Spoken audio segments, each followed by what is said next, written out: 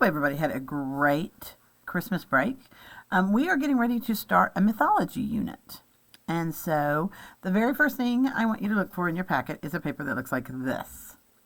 And this is what we call a KWL. For K is for know, wonder, and learn. Before we start anything with our unit, then I want to know what are a couple things you already know.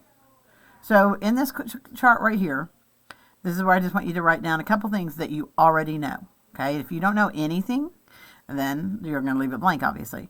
But if you know something, you can write it down. If you know a lot, you can flip over and you can make this chart again on the back side. Then as we go through our unit, there's going to be lots of questions because there's just a lot of funky things in mythology that you're going to kind of go, what in the world? And so there probably going to be some questions that you wonder about. Why did they do this or why did they do that? So you're going to write in the W part, what are some things you wonder? Okay.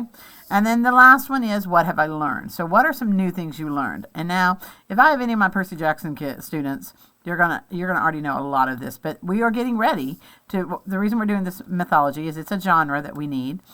And so we are going to be looking at characters, we're going to be looking at monsters, and we're going to be looking at actual stories. So we'll be coming back to this. This needs to stay at home, and you just kind of keep adding to it as we go through our units. But this is the KWL chart, so I want you to start with what are some things you know.